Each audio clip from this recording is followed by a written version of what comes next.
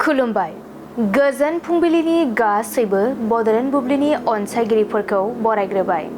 दिनै 25 एप्रिल शुक्रबारनि फानजामुथिखौ फरायथिनो लादों आं उदांस्रि मुसाहारिया।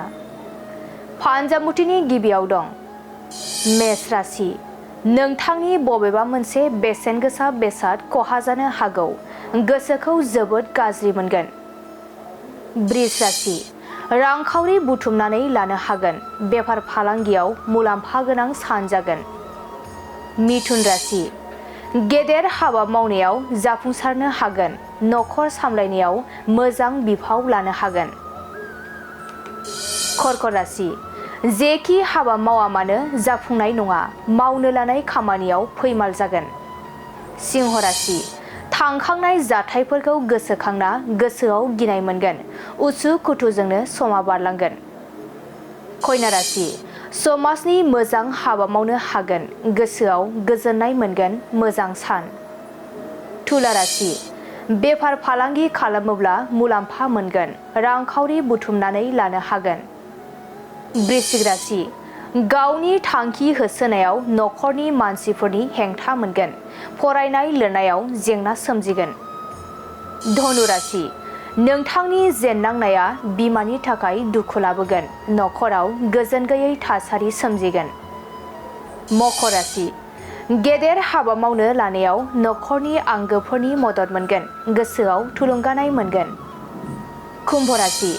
नोंथांनि अहंखारनि जाउनावनो रांखावरि खहा जानो हागौ, गोसोखौ हमथानानै सोलिनाया गाहाम। मीन राशि। गोबावनिफ्रायनो आसा खालामनानै थानाय मिजिंआ जाफुंगोन, गोसोआव रंजाखांनाय फैगोन।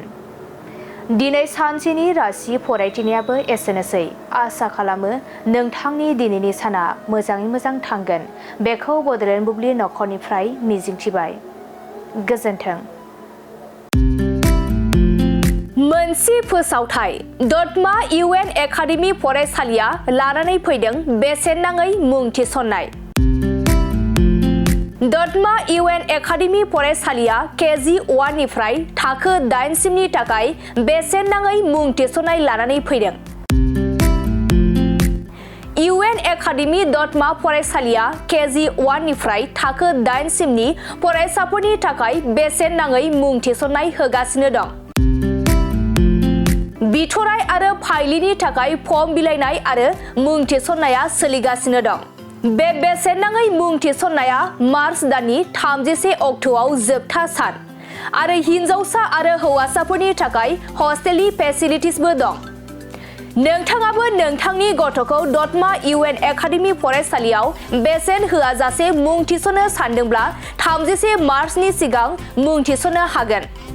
नोंथाङा आबुङै मिथिनो थाखाय 700266038 नङाब्ला 9365913183 नैबे जानबुं नम्बराव कल खालामना खौरां लाहरनो हागोन।